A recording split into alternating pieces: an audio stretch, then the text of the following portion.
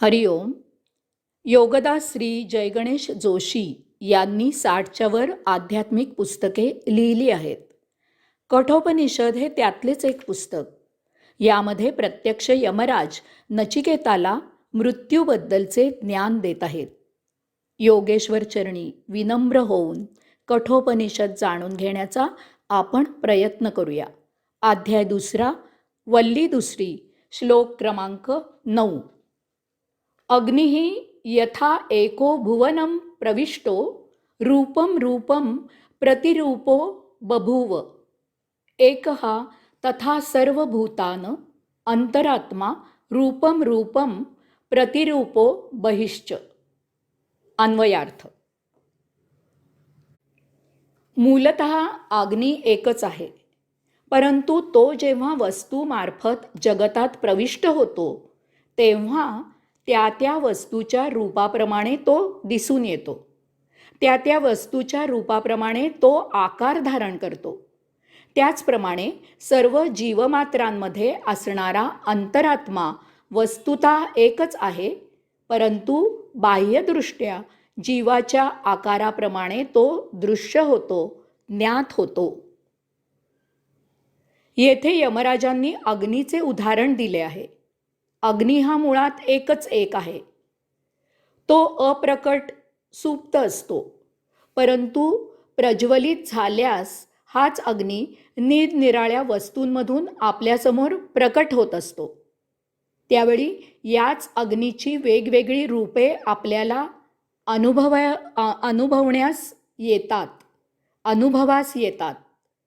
तो ज्या वस्तूमार्फत प्रकट होतो त्या वस्तूचे रूप तो धारण करतो. सूर्यामार्फत, शेगडीवरील ज्योतीमार्फत, लाकूड जळत असताना ज्वाळांमार्फत, वणवा लागला असताना आगीमार्फत, गॅसच्या शेगडीवर ज्योतीमार्फत, समईच्या किंवा निरांजनाच्या किंवा मेणबत्तीच्या ज्योतीमार्फत, विजेमार्फत इत्यादी प्रकारे तो एकच एक अग्नी निरनिराळ्या रूपांनी प्रगट होत असतो.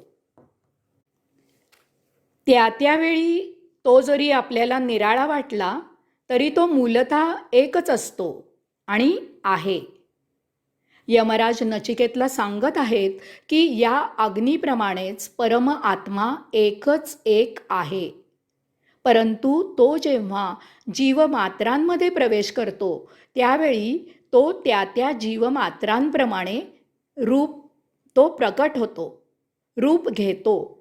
हे त्या परम आत्म्याचेच त्या त्या जीवमात्राप्रमाणे दिसत असलेले बाह्य रूप असते. असा जीव असेल त्याप्रमाणे, जसा जीव असेल त्याप्रमाणे त्यावेळी त्या जीवाच्या माध्यमातून परम आत्म्याचा अंश आपल्याला आकलन होतो. परंतु तरीही वस्तुतः मूलतः तो अंशात्मक आत्मा हाच परमात्मा असतो. त्यांच्यात अजिबात फरक नाही आणि नसतो. यमराजांनी आत्मतत्व समजावून सांगताना अग्नीचं उदाहरण दिलं आहे. आपण पाण्याचे उदाहरण पाहूया. पाणी मूलतः एकच एक असते, परंतु ते पाणी निरनिराळ्या भांड्यातून आले तर तेच पाणी त्या त्या भांड्याप्रमाणे आकार धारण करते.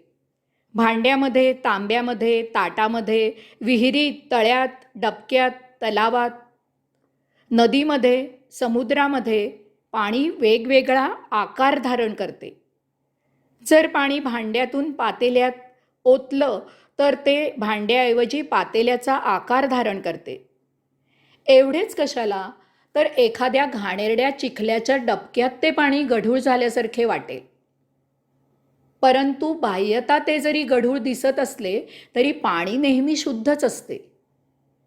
त्यामधून चिखल बाजूला काढल्यावर ते पाणी त्याच्या मूळ शुद्ध रूपात दिसू लागेल.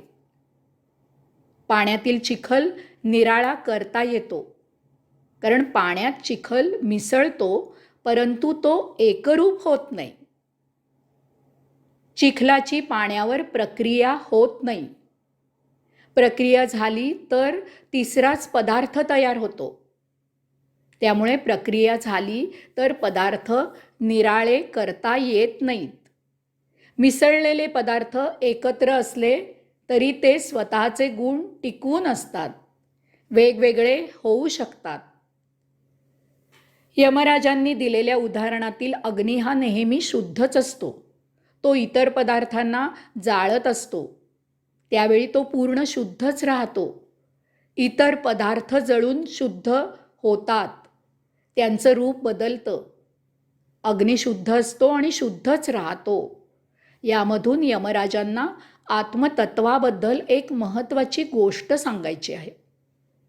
ते विवरण करण्याआधी मंत्र क्रमांक म्हणजे श्लोक क्रमांक 10 आणि 11 यांचे अर्थ आपण समजावून घेऊया. कारण या दोन्ही मंत्रामधून उदाहरण दृष्टांत वेगळे असले तरी हेच तत्व सांगितलेले आहे. नंतर या 3 मंत्रांचं मिळून एकत्र विवरण करूया. हरिओम. आता पुढचा श्लोक घेऊया. श्लोक क्रमांक 10. वायुः यथा एको भुवनं प्रविष्टो रूपं रूपं प्रतिरूपो बभूव एकः तथा सर्वभूतान् अंतरात्मा रूपं रूपं प्रतिरूपो बहिश्च. अन्वयार्थ. मूलतः वायू एकच आहे, परंतु तो जेव्हा वातावरणात या जगतात प्रविष्ट होतो तेव्हा त्या त्या वातावरणाच्या रूपाप्रमाणे तो ओळखून येतो. त्या त्या वातावरणाच्या रूपाप्रमाणे तो जाणवतो. त्याचप्रमाणे सर्व सजीव मात्रांमध्ये जीवमात्रांमध्ये असणारा अंतरात्मा वस्तुतः एकच आहे, परंतु बाह्यदृष्ट्या जीवाच्या आकाराप्रमाणे तो दृश्य होतो, ज्ञात होतो. येथे यमराजांनी मंत्र म्हणजेच श्लोक 9 येथील अग्नीप्रमाणेच वायूची उपमा दिली आहे. सर्व जगतात वायू एकच आहे, परंतु तो निरनिराळ्या रूपात त्याच्या रूपाप्रमाणे प्रकट होतो. वारा, वादळ, सोसाट्याचा वारा, पंख्याचा वारा, फुंकर, सनईतून किंवा बासरीतून किंवा संवादिनीतून येणारा वारा इत्यादी वायूची रूपे अनेक असली तरी तो मूलतः एकच एक आहे. वायूचे जीवांच्या दृष्टीने एक अत्यंत महत्त्वाचे काम म्हणजे प्राणवायूचा पुरवठा करणे. परंतु हा जीवयोनीला अत्यंत उपयुक्त आणि अत्यावश्यक असलेला प्राणवायू पुरवताना त्याचा वायूला पत्ताही नसतो.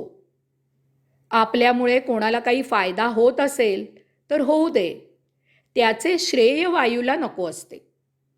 तो निष्काम कर्मयोगाने वाहण्याचे काम करत असतो. त्याच्या वाहण्यामुळे जर एखाद्या नळीतून सुस्वर बाहेर येत असले तरी वायूला त्याच्यात स्वारस्य नसते. त्याच्या वाहण्यातून शीतलता मिळून उष्म्याचा दाह कमी होत असला तरी वायू अनभिज्ञ राहतो. तसेच त्याच्या वाहण्यामुळे अग्नी भडकत असला तरीही त्याचा वायूला पत्ता नसतो. तो आपले काम करत असतो. आपल्या शरीरातील अंतरात्मा आणि परमात्मा हे एकच आहेत. अंतरात्मा शरीरात साक्षी भावनेने राहत असतो. हरिओम.